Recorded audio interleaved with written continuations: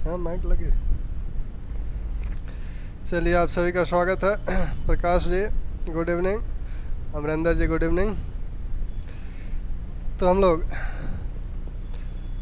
आज करना है पल्लव और चोल कला। तो पल्लव वास्तुकला या द्रविड़ वास्तुकला। तो द्रविड़ जो कला शैली है, द्रविड़ कला शैली की प्रारंभिक बातें थोड़ी सी हम लोग जान लें। तो द्रविड़ जो शैली है, इस शैली में एक गर्भगृह ऊपर जो है आपका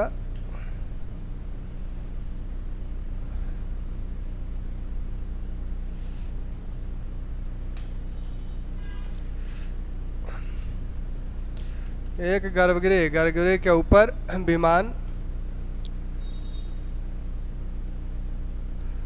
इसके आगे आपका अगर इधर द्वार है गर्भगृह का तो इसके आगे मंडप, स्तंभों पर आधारित मंडप है, स्तंभ है, स्तंभों पर आधारित मंडप है। चारों ओर से घेरे हुए बाउंड्री है। बाउंड्री में ये द्वार है जिसे आप गोपुरम कहेंगे। तो गोपुरम है। ये आपका विमान है। ये आपकी स्तूपिका है, ठीक। और छोटे छोटे मंदिर और भी यहाँ बने होते हैं। तालाब भी इस प्रांगण में रहता है, कोई एक तालाब इस प्रांगण में रहता है। तो दक्षिण की जो वास्तुकला शैली है, द्रविड़ जो शैली है, उसमें गर्भगृह पर बना हुआ विमान जो कि पिरामिडाकार होता है, यह पिरामिडाकार है। और इसके ऊपर स्तूपिका होती है। नागर शैली में देखा गया था कि इसके ऊपर आमलक होता था, आमलक के ऊपर कलश होता था। यहाँ स्तूपिका एक अर्धगोल आकृति, एक गोलाकार आकृति होती है जिसे स्तूपिका बोला जाता है। कहीं कहीं इसके ऊपर भी कलश देखने को मिलता है। इसके आगे एक मंडप होता है, इस पे कोई शिखर वगैरह नहीं होता है, चपटी छत है इसकी, स्तंभों पे आधारित है। इनकी सबसे महत्वपूर्ण एक चीज़ जो देखने को मिली है वो है गोपुरम। हालांकि प्रारंभिक जो मंदिर है उसमें गोपुरम नहीं है, बाद के ये गोपुरम वाली जो व्यवस्था है वो आपके कैलाशनाथ मंदिर से देखने को मिलती है। बाद में ये चोल काल में और पांड्य काल में और डेवलप हो गया और ये विमान से भी ऊंचा होने लगा। तो ये आपकी सामान्य रूप से वास्तु है द्रविड़ कला शैली की। अब हम लोग क्या करना है, हम लोगों को पल्लव कला, विशेषकर वास्तुकला। तो पल्लव कला को कुमारस्वामी और फर्गुसन 4 भागों में बांटते हैं। पल्लव कला का जो विकास होता है वह 4 चरणों में होता है।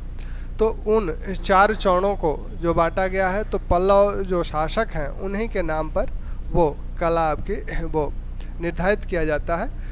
तो पल्लव कला को कुमार स्वामी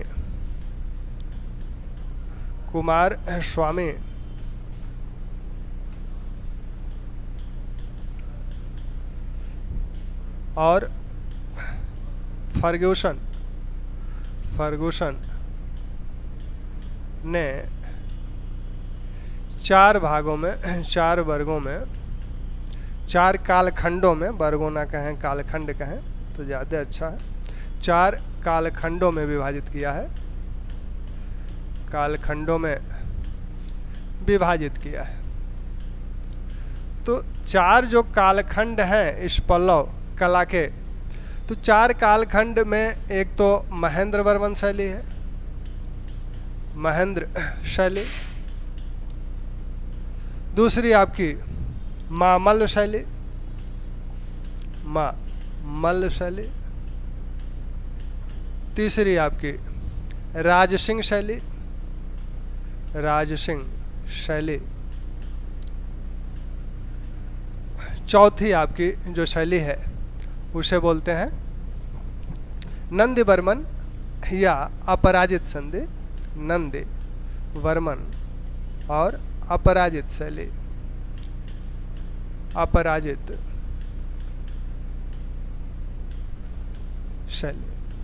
तो 4 शैलियों में इसे वर्गीकृत 4 शैलियां देखने को मिलती है। यह जो 610 से 640 ईस्वी के बीच जो निर्माण कार्य हुए वो महेंद्र वर्मन के शासनकाल में हुए, तो इसे महेंद्र वर्मन शैली बोला जाता है। मामल, नरसिंह वर्मन प्रथम की एक उपाधि मामल थी। तो नरसिंह वर्मन प्रथम के समय ये जो निर्माण कार्य हुए 640 से 674 ईस्वी तक,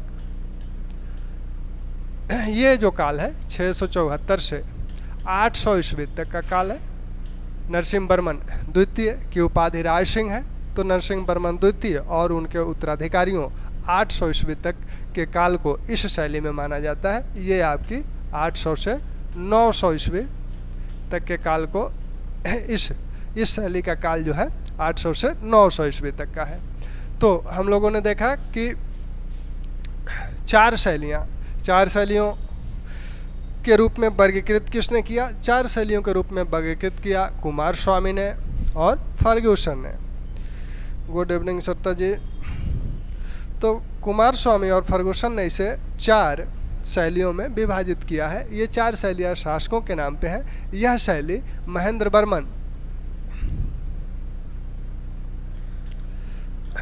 वर्मन के समय में अपनाई गई थी। उनके समय में जो निर्माण कार्य हुए जिस शैली में हुए उसे महेंद्र वर्मन शैली।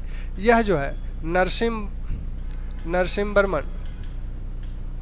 वर्मन प्रथम की ये उपाधि है मामल। इनकी उपाधि क्या है? इनकी उपाधि थी मामल।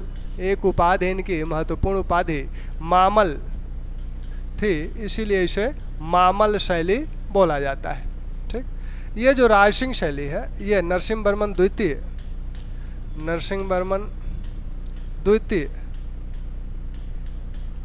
से संबंधित है, क्योंकि इनकी उपाधि एक रायसिंह की थी। एक महत्वपूर्ण उपाधि इनकी राजसिंह की थी, इसलिए इसे रायसिंह शैली बोला जाता है।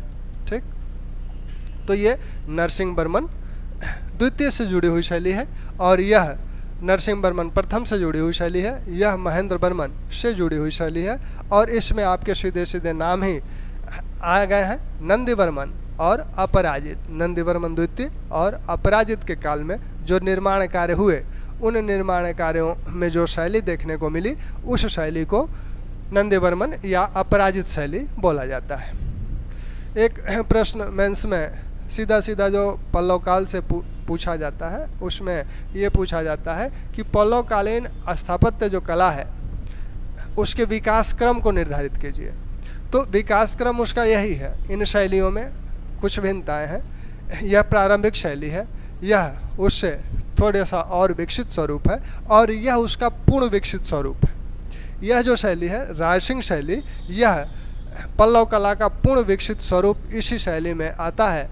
इस शैली में आकर फिर अवनति होने लगती है, क्योंकि इस समय तक पल्लव जो साम्राज्य था वह अपने चरमोत्कर्ष पर था, तो संसाधन भी थे, तो इसलिए यहाँ निर्माण कार्य भी बहुत हुए, बड़े बड़े निर्माण कार्य हुए। अब हम लोग पल्लव कला को महेंद्र वर्मन शैली की बात की जाए तो महेंद्र वर्मन पहली जो शैली है महेंद्र वर्मन शैली या महेंद्र शैली, तो महेंद्र वर्मन शैली में जो चीज़ें मिलती हैं, मर्दंग पट्ट से एक अभिलेख मिला है। मर्दंग पट्ट से एक अभिलेख मिला है। इसमें महेंद्र वर्मन द्वारा कहा गया है कि हमने जो निर्माण कार्य, जो स्ट्रक्चरल निर्माण कार्य हो रहे थे, संरचनात्मक निर्माण कार्य हो रहे थे, उसको छोड़कर हमने भूमि निवेश, इस निर्माण कार्य को कहा जाता है भूमि पर ईंट और पत्थर से निर्माण कार्य करना। तो ये जो निर्माण कार्य किए जा रहे थे इससे हट के हमने किस तरह का निर्माण कार्य किया कि रॉक कट, यानी पहाड़ियों को, पत्थर को काट कर उसमें मंदिर जैसी संरचना या मंडप जैसी संरचना बनाई गई। तो इन्होंने खुद ही स्वीकार किया है कि मंडपपट लेख में इन्होंने बताया है कि हमने क्या किया, पहाड़ियों को काट कर निर्माण कार्य करवाया। तो पहाड़ियों को काट कर जो निर्माण कार्य करवाए गए, उसमें इनके काल में जो महत्वपूर्ण निर्माण कार्य है वो है मंडपों का निर्माण। मंडप ये एक प्रकार के मंदिर ही हैं। मंडप इसका नाम इसलिए पड़ा, मंडप मंदिर कहें आप इन्हें तो ज़्यादा अच्छा है। मंडप मंदिर इनका नाम इसलिए पड़ा क्योंकि ये एक बरामदा होता था, और इस बरामदे के एक तरफ एक या दो कक्ष होते थे।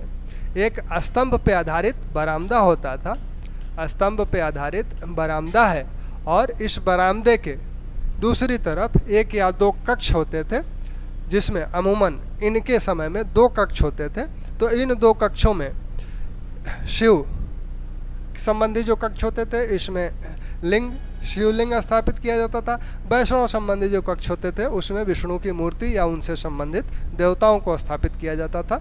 तो यही इनका निर्माण कार्य है। मंडप मंदिरों का निर्माण हुआ। मंडप में क्या होता था, एक स्तंभ युक्त बरामदा होता था और उसके पीछे 1-2 कक्ष होते थे। इस काल में सामान्यतः 2 कक्ष होते थे। इसके बाद के काल के जो मंडप हैं उसमें 2 कक्षों की जगह 1 कक्ष हो जाएंगे। तो बरामदे के पीछे 2 कक्ष होते थे और इसमें शिखर आदि कुछ नहीं होता था, चपटा ही, ये छत चपटे ही है। तो ये प्रारंभिक स्वरूप है इस समय के मंदिरों का। पल्लवकालीन जो मंदिर कहे जा रहे हैं, जिसे मंडप मंदिर बोला जा रहा है, महेंद्र वर्मन शैली का है। तो इसमें आपको स्तंभ युक्त बरामदा है और पीछे आपके कक्ष हैं। अब ये जो स्तंभ हैं, ये स्तंभ अमूमन चौकोर हैं। ये स्तंभ जो हैं चौकोर है, और प्रारंभिक स्तंभ जो है मोटे हैं। प्रारंभिक स्तंभ मोटे हैं, चौकोर हैं। बीच में ये अठपहले हो जाते हैं।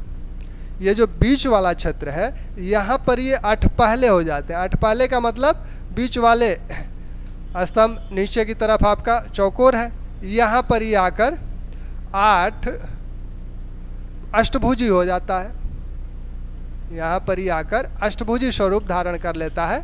तो इस तरह से ये कक्ष स्तंभ है, अलंकृत नहीं है। ये मंडप सामान्यतः अलंकृत नहीं है, सादे हैं। हालांकि बाद के कुछ प्रारंभिक जो मंडप हैं वो सादे हैं, लेकिन बाद के कुछ मंडप अलंकृत किए जा रहे हैं। इसके आगे भी कुछ स्तंभ लगाए गए हैं, बनाए गए हैं। इसके ठीक सामने यहाँ जो द्वार है, मंडप के अंदर जाने का जो द्वार है, उस पर 2 द्वारपाल, मंडप के अंदर जो जाने का द्वार है, इसमें 2 द्वारपाल हाथ में डंडा और जो सिर है, सिर पे सिंह जैसी आकृति धारण किए 2 द्वारपाल दिखते हैं। यहाँ के जो द्वारपाल हैं वो आपके मानव द्वारपाल हैं, और नागर शैली के मंदिरों में आपने द्वारपाल गुप्त काल में किसको देखा था, वो द्वारपाल की भूमिका गंगा और यमुना निभा रही हैं, क्योंकि द्वार पर उनकी मूर्तियां हैं, आकृतियां हैं। यहाँ द्वारपालों की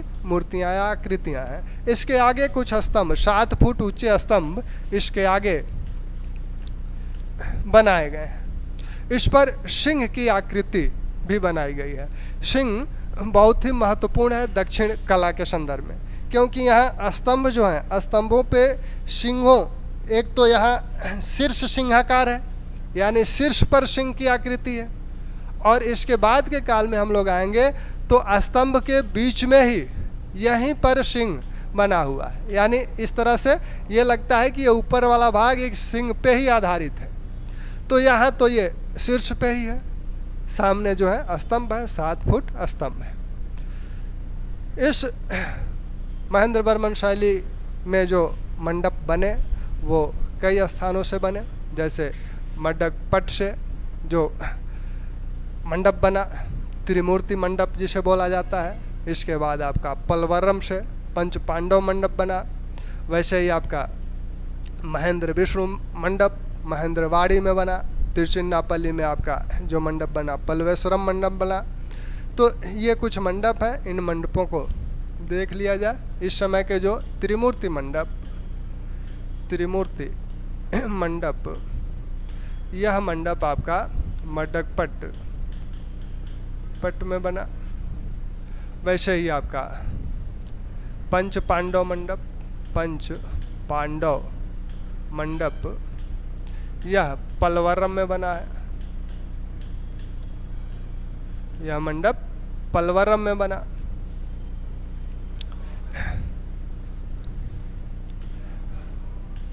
विष्णु मंडप मंडलूर में। महेंद्र विष्णु, महेंद्र विष्णु गृह मंडप, गृह मंडप, ये आपका बना महेंद्रवाड़ी में। ठीक, इसी तरह से एक मंडप और आपका है पल्वेश्वरम,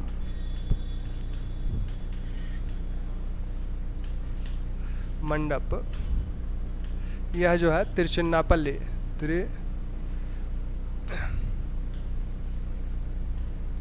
तिरुचिन्नापल्ली में यह मंडप बना है। तो ये कुछ महत्वपूर्ण मंडप है जिन्हें आप ध्यान रखिए। यह इनका सबसे पहला मंडप है त्रिमूर्ति मंडप। इसमें त्रिमूर्ति में तीनों लोग शामिल हैं, यानी आपके ब्रह्मा विष्णु महेश तीनों को शामिल करते हुए यह मंडप बनाया गया है। नमस्कार शुक्ला जी। तो ये मंडप आपके, तो इन मंडपों में सबसे महत्वपूर्ण जो चीज़ें हैं वो आपके स्तंभ हैं, और स्तंभ इस समय बहुत अच्छे नहीं, कला के दृष्टिकोण से बहुत अच्छे नहीं कहे जा सकते। बाद में ये जो मंडप स्तंभ जो बनते हैं और सुडौल बनते हैं, इसमें जो पंच पांडव मंडप है इसमें 6 स्तंभ अलंकृत हैं, 6 स्तंभ इसके अलंकृत हैं। पंच पांडव मंडप के 6 स्तंभ अलंकृत हैं। तो महेंद्र वर्मन शैली की प्रमुख विशेषता, मंडप मंदिरों का निर्माण हुआ। मंडप जो हैं वो बरामदे स्तंभ पर आधारित बरामदे हैं, जिसके पीछे 1 या 2 कक्ष बने हुए हैं, और इन कक्षों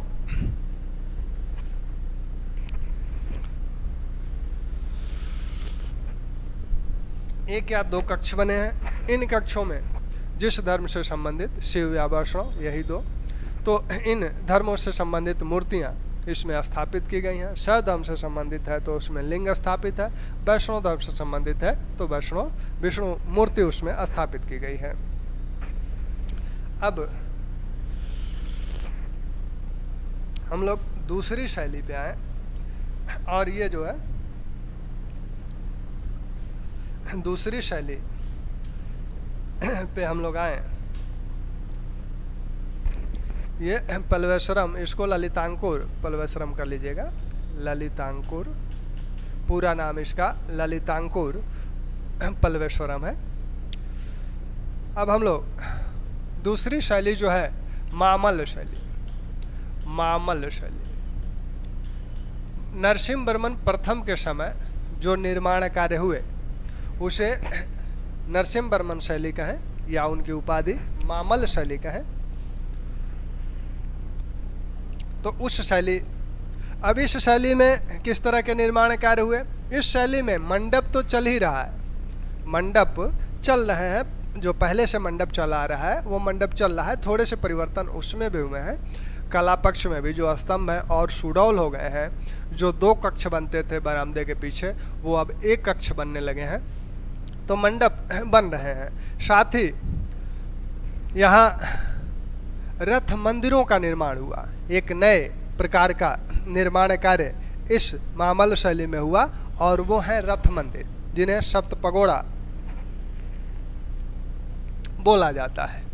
हालांकि ये 7 नहीं है, 8 हैं, लेकिन फिर भी इन्हें सप्तपगोड़ा बोला जाता है। ये रथ जैसे इनका निर्माण कार्य हुआ है, विभिन्न हाथी और घोड़ों पे आधारित, जैसे लग रहा है कि उसी पे वही खींच रहे हैं इन रथों को, तो उस तरह से रथों का निर्माण यहाँ हुआ है, तो दो प्रकार के निर्माण कार्य यहाँ हुए हैं। एक तो मंडप आपके चल ही रहे हैं, दूसरे आपके रथ मंदिरों का निर्माण। रथ मंदिर, यहाँ मंडप मंदिर तो है ही, साथ में रथ मंदिर। यहाँ जो मंडप मंदिर है कोटिकल, अधिकांश इसके जो निर्माण कार्य हुए हैं वो आपके महाबलीपुरम में हुए हैं। महाबलीपुरम में इस काल के अधिकांश निर्माण महाबलीपुरम में हुए हैं। कोटिकल पंच पांडव यहाँ भी है। आदि वराह मंडप, आदि वराह मंडप यहाँ आपको देखने को मिलता है।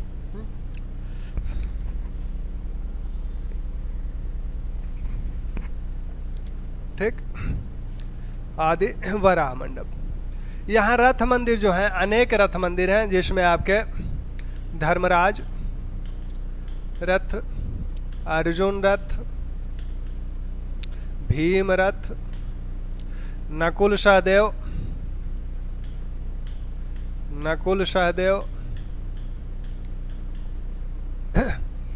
रथ, पिंडारी रथ, वलय कुट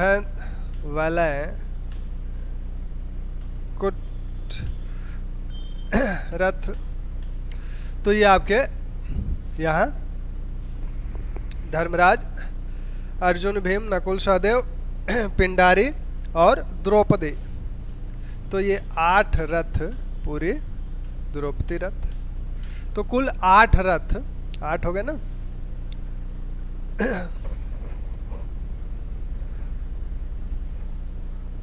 साते हुए।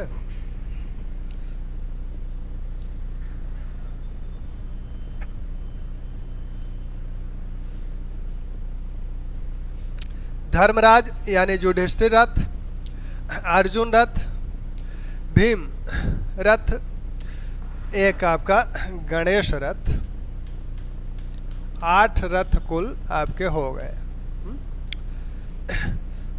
इन्हें सम्मिलित रूप से सप्त पगोड़ा बोला जाता है। सप्त पगोड़ा इन्हें सम्मिलित रूप से बोला जाता है। तो आपके महाभारत से संबंधित, इनको ध्यान रखने के लिए आप महाभारत से संबंधित जो लोग हैं, धर्मराज, अर्जुन, भीम, नकुल सहदेव, द्रौपदी, इन कितने हो गए, 5 को अलग कर लीजिए। उसके बाद आपके गणेश बचे, पिंडारी और बलंकुटैत। यह जो है बलंकुटैत एक तालाब था, एक तालाब के पास इसका निर्माण हुआ था, इसलिए इसे बलंकुटैत रथ बोला गया। इसका नामकरण इसी संदर्भ में हो गया। पिंडारी जो है एक ग्राम सभा थी, तो उसके नाम पर इसका नामकरण हुआ। अब हम लोग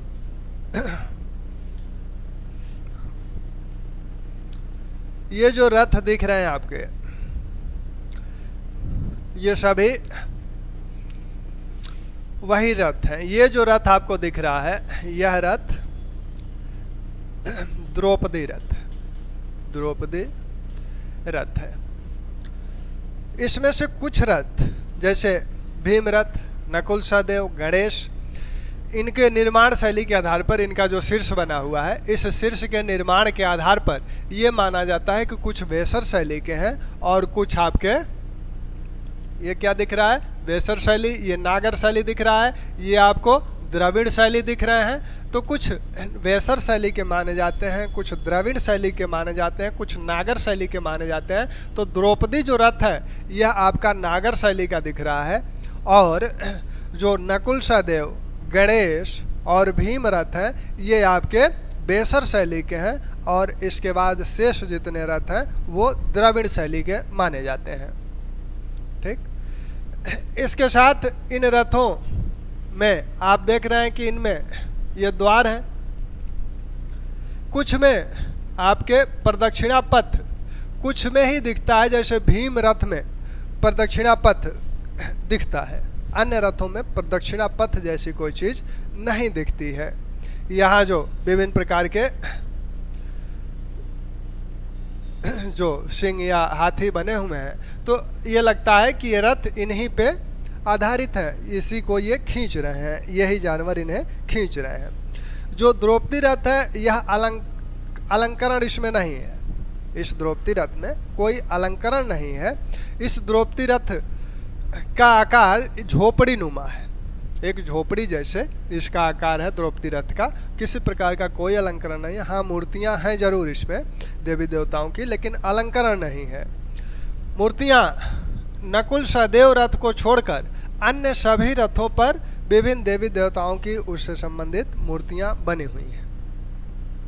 यहाँ जो महाबलीपुरम में जो मूर्तियां मिलती हैं वो कथात्मक एक तरह से मिलती हैं। जैसे गंगा अवतरण, गंगा का जब धरती पे अवतरण हुआ, वो महिषामर्दिनी दुर्गा की जो मूर्ति मिलती है वो महिषासुर नामक राक्षस का वध कर रही हैं। तो इस तरह से जैसे कृष्ण का जो कृष्ण पर्वत उठाए हुए हैं, तो वह रूप जो मिलता है मूर्ति के रूप में यहाँ महाबलीपुरम में मिलता है।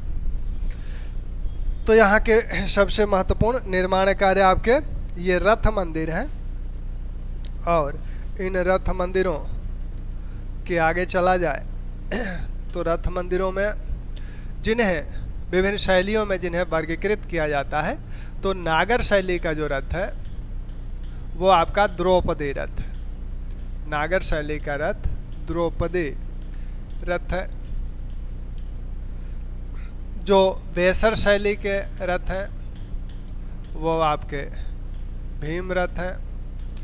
नकुल सहदेव,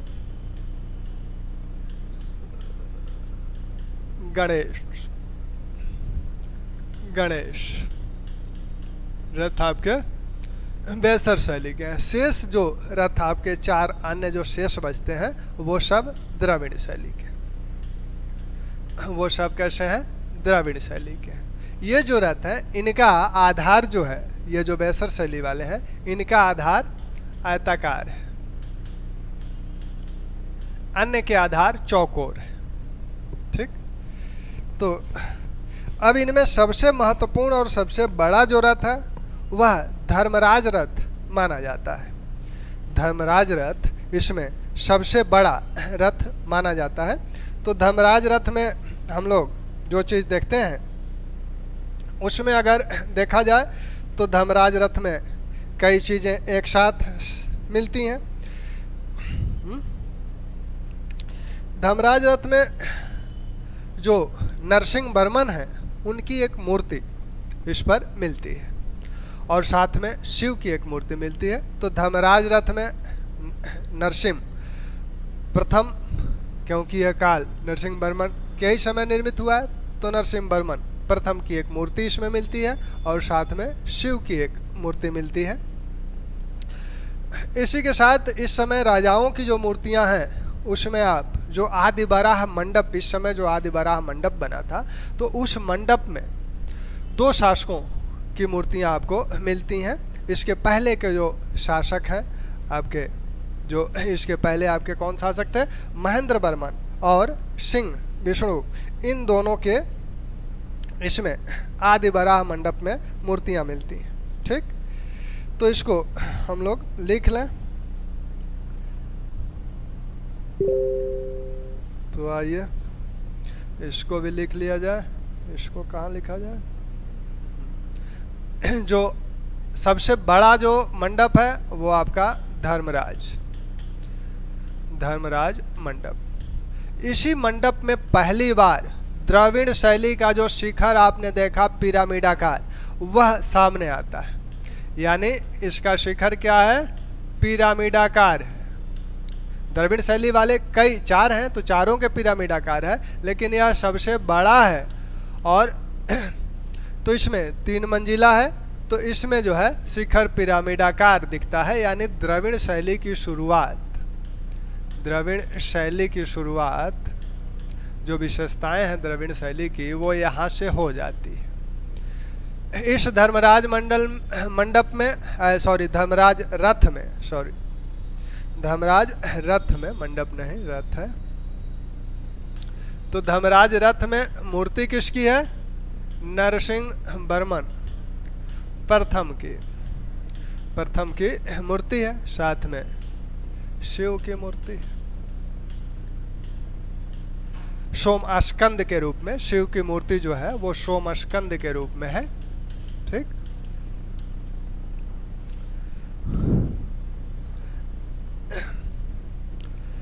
मूर्तियों में, राजाओं की मूर्तियों में आदि वराह मंडप जो इस समय बना हुआ है, आदि वराह मंडप इस समय का है, मामल शैली का। इसमें दो लोगों की मूर्तियां आपको दिखती हैं। दो लोगों की मूर्तियों में पहली मूर्ति आपकी किसकी है? सिंह विष्णु, पल्लव शासक सिंह विष्णु की मूर्ति है, सिंह विष्णु। और दूसरी में आपके महेंद्र वर्मन प्रथम, महेंद्र वर्मन प्रथम। ये जो है, ये दोनों लोग अपनी पत्नियों के साथ दिखाए गए, दो दो रानियों के साथ। इनकी भी दो रानी और इनकी भी दो रानी, दो दो रानियों के साथ इनकी मूर्तियां आदि वराह मंडप पर देखने को मिलती हैं। तो मामल शैली की प्रमुख जो विशेषताएं हुई वो क्या हुई? मामल शैली की जो प्रमुख विशेषताएं हुई, यहाँ तक ठीक है? आप लोगों का क्या हाल है? सब ठीक चल रहा है?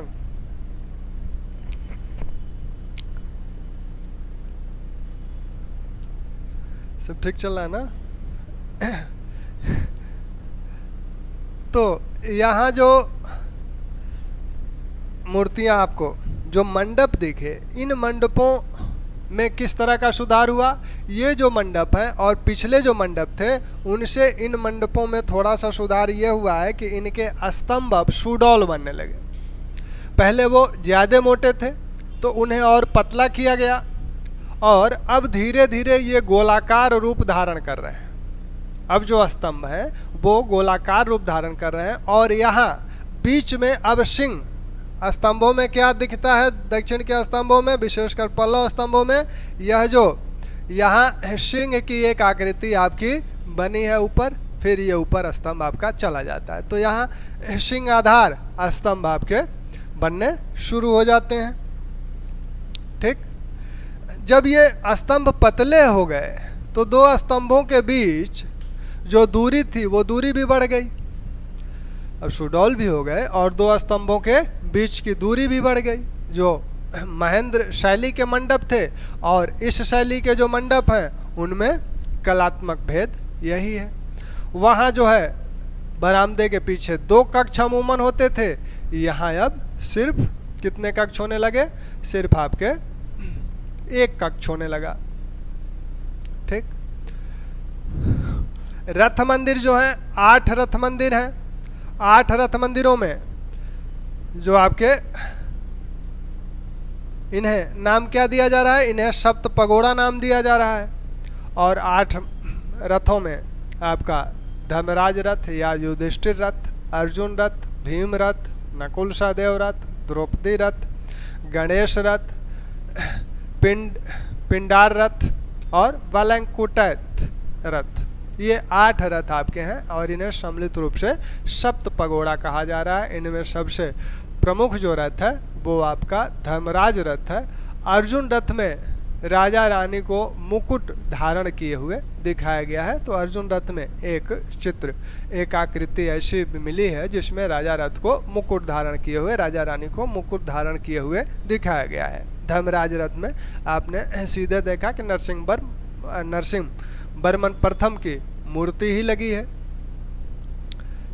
तो ये अब यही रथों से पिरामिडाकार स्वरूप शिखर का शुरू हो जाता है। इसके बाद जो तीसरा चरण है इस काल का, तो तीसरे चरण में जो चीज़ें देखने को मिलती हैं उसमें ये तो आपका, आपने इनको देख ही लिया। अब तीसरे चरण में आ जाए,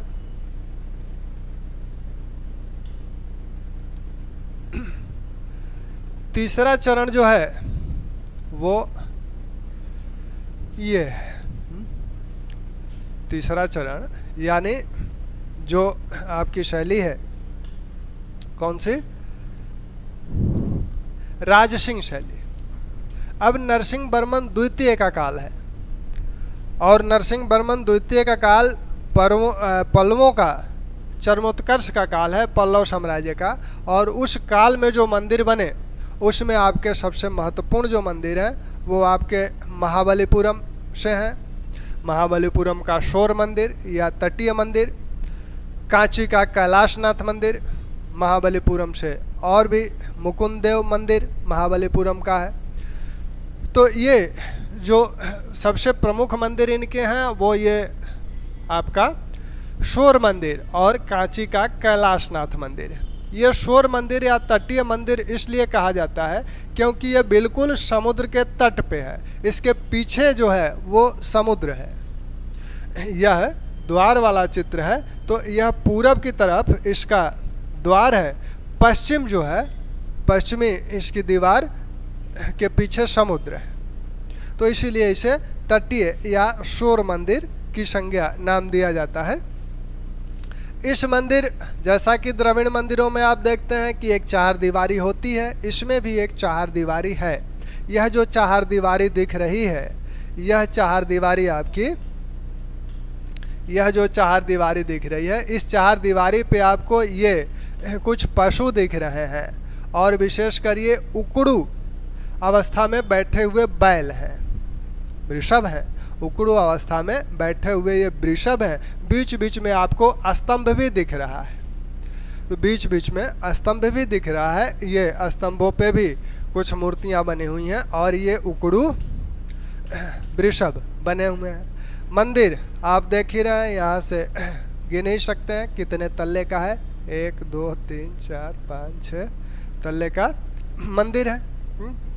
इस पे आप यहाँ देख ही रहे हैं, ये आपका स्तूपिका है। ऊपर एक कलश भी लगा हुआ है इस मंदिर में। इस मंदिर में यहाँ एक स्तूपिका दिख रही है और ऊपर एक कलश भी लगा हुआ दिख रहा है। विभिन्न प्रकार की मूर्तियाँ जो यहाँ उकड़ू बैल यहाँ भी आपको दिख रहे हैं, यहाँ हाथी दिख रहे हैं। तो विभिन्न मूर्तियाँ इस मंदिर के बाहरी दीवार पर लगे हुए दिख रहे हैं। तो ये शोर मंदिर है और इसका जो मुख है, जो द्वार है, वह किस दिशा में है? द्वार इसका पूरब दिशा में है, पश्चिम दिशा में समुद्र है। इसके बाद में क्या हुआ, इस मंदिर के पश्चिम भाग में एक छोटा सा और मंदिर बना दिया गया। हालांकि यह सामने से नहीं दिखता है, लेकिन इसके पीछे पश्चिम दिशा में एक और मंदिर है। दक्षिण के ये जो मंदिर बन रहे हैं, इन मंदिरों में आप दो प्रकार के पत्थरों का प्रयोग होते देखेंगे। एक तो आपके आधार जो है वो ग्रेनाइट पत्थर के हैं, और जो ये संरचना है आपकी बलुआ पत्थर की है। तो दो प्रकार के पत्थर आपको द्रविड़ इस पल्लव काल के मंदिरों में देखेंगे, क्योंकि ग्रेनाइट आधार देना जरूरी था, क्योंकि मंदिर का भार वही पत्थर सहन कर सकते हैं। तो इसलिए यहाँ ग्रेनाइट पत्थर है और यहाँ आपके ठीक शोर मंदिर के बाद दूसरा जो मंदिर दिखता है वह आपका कांची का कैलाशनाथ मंदिर। अब यहाँ आप स्तंभों में साफ साफ दिख रहे हैं, ये जो शेर आपको दिख रहे हैं स्तंभों में, ये आपको यहाँ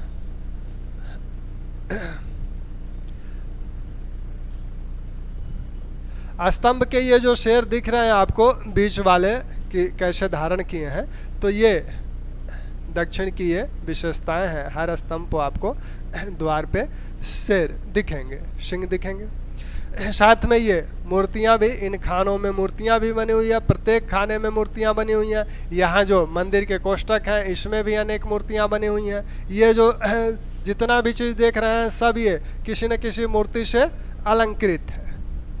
तो ये कौन सा मंदिर है? ये कांची का कैलाशनाथ मंदिर है। कैलाशनाथ मंदिर है, 7 मंजिल है, इसके 7 मंजिलों वाला मंदिर है, और यह शिव को समर्पित मंदिर है।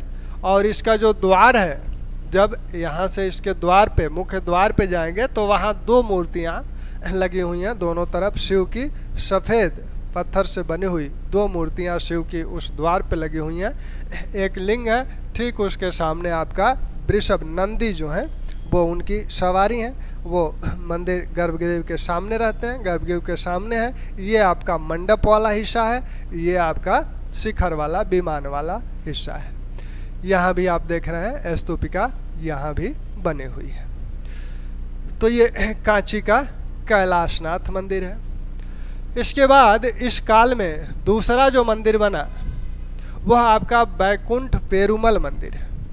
बैकुंठ पेरुमल मंदिर, तो बैकुंठ पेरुमल मंदिर जो है उसका निर्माण, हालांकि शैली यही मानी जाती है, लेकिन निर्माण इनके द्वारा नरसिंहवर्मन द्वितीय द्वारा नहीं माना जाता है। उसका निर्माण इनके उत्तराधिकारियों परमेश्वर वर्मन प्रथम या नंदीवर्मन द्वितीय के द्वारा किया गया है। तो जो बैकुंठ पेरुमल मंदिर है इसी शैली का मंदिर है बैकुंठ पेरुमल।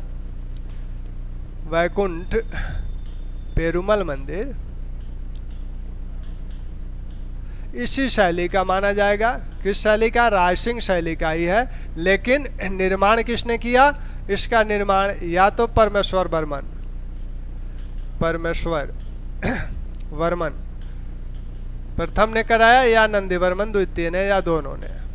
ठीक, तो अगर एक कोई विकल्प हो तो नंदीवर्मन द्वितीय को लगाइएगा। ठीक, तो नंदीवर्मन द्वितीय या परमेश्वर वर्मन के काल में, यानी नरसिंहवर्मन द्वितीय के उत्तराधिकारियों के काल में इसका निर्माण किया गया।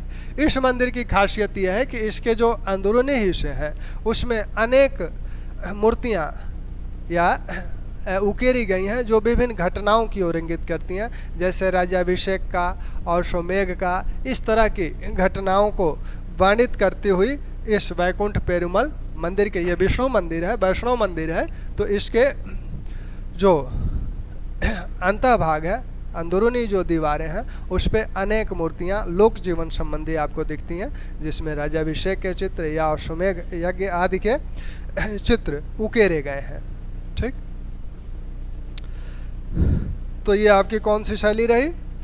ये हम लोगों ने देखा शैली जो है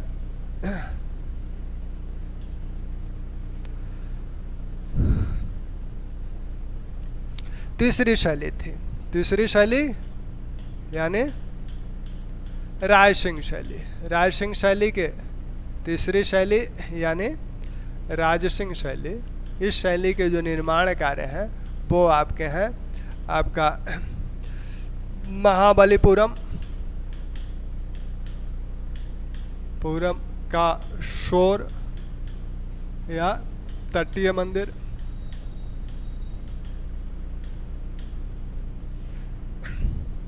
यही महाबलीपुरम से ही आपके मुकुंद देव मंदिर इसी शैली का मंदिर है। कांची का कैलाशनाथ मंदिर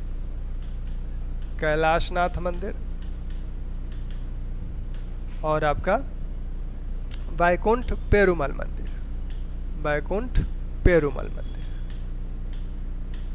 तो ये कुछ महत्वपूर्ण मंदिर इस तृतीय काल के हैं। सबसे महत्वपूर्ण इसमें से आपका जो है वो कांची का कैलाशनाथ मंदिर है। इन मंदिरों में सबसे महत्वपूर्ण जो है ये कांची का कैलाशनाथ 7 मंजिला मंदिर है। और इस मंदिर में एक नई चीज जो देखने को मिलती है कला के संदर्भ में, इसी मंदिर में आपको गोपुरम, ये पूर्ण रूप से दक्षिण से संबंधित जो दक्षिण कला में सब चीज़ें दिखती हैं वो सब चीज़ें एक साथ पहली बार इस कांची के कैलाशनाथ मंदिर में देखने को मिलती है। यानी दक्षिण कला की संपूर्ण विशेषताएं एक साथ पहले जिस मंदिर में देखने को मिलती है वो आपका कांची का कैलाशनाथ मंदिर है। इसमें आपको बाउंड्री के साथ गोपुरम भी देखने को मिलता है। हालांकि अभी वो गोपुरम इतना बड़ा नहीं है, लेकिन उसका आभास इस मंदिर में मिल जाता है। ठीक,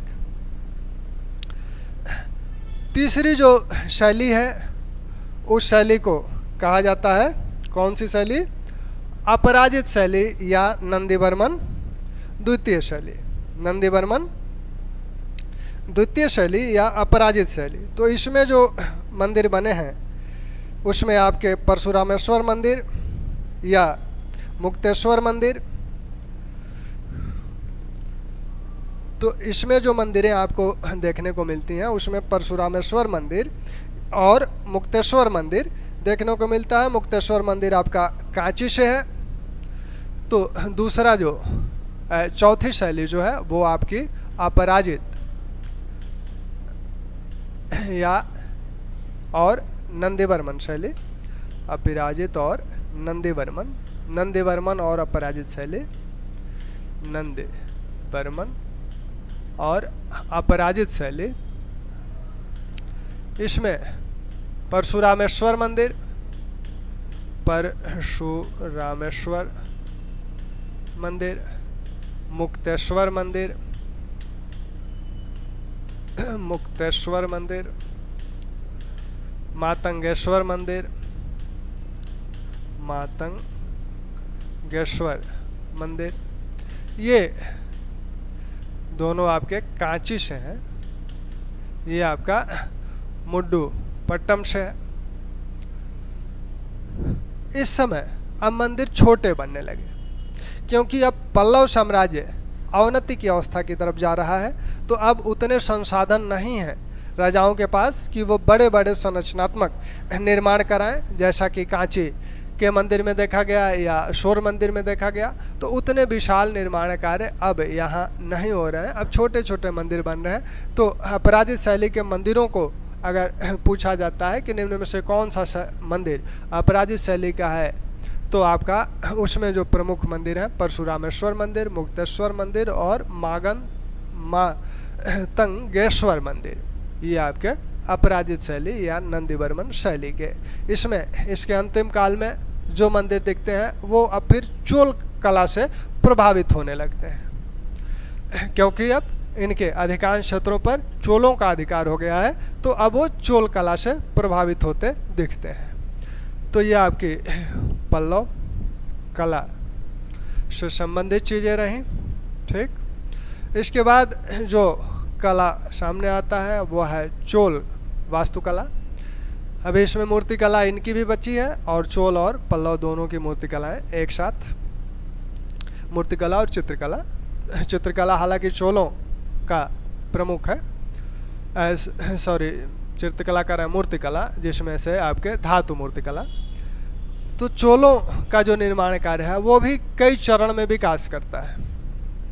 चोलों के जो प्रारंभिक शासक हैं जैसे विजयालय हैं या परांतक प्रथम है, तो इन या आदित्य प्रथम है, तो इन शासकों के समय में भी कुछ मंदिर मिलते हैं। जैसे विजयालय का चोलेश्वर मंदिर मिलता है, पुटी कुट्टे का चोलेश्वर मंदिर जो मिलता है वो आपका विजयालय का मंदिर है, 4 मंजिला मंदिर है। गर्भगृह उसका वृत्ताकार है। उसके बाद ऊपर के जो विमान के 3 कक्ष हैं वो आयताकार हैं, चौथा कक्ष है वो फिर गोलाकार है, उसके ऊपर स्तूपिका है। वैसे ही आपके इस समय कुंभकोणम में एक मंदिर मिलता है, फिर आपका नागेश्वर मंदिर मिलता है और इसी में आदित्य प्रथम का ही सुंदरेश्वर मंदिर भी मिलने लगता है। तो 4-5 मंदिर इनके प्रारंभिक मंदिर हैं जो महत्वपूर्ण हैं, जिसमें आपका चोलेश्वर मंदिर है, नागेश्वर मंदिर है, आपका सुंदरेश्वर मंदिर है। तो इन मंदिरों की बात चोल काल की। कल आप लोगों का टेस्ट अब जब हो, टेस्ट पेपर जो करना था मौर्य काल वाला, तो मौर्य काल वाला टेस्ट पेपर तो बना पड़ा है। अब जब समय संडे तक हो जाए उसके बाद टेस्ट पेपर के माध्यम से कुछ काम करना है तो वो जल्दी ही आपको शुरू हो जाएगा। ठीक, धन्यवाद।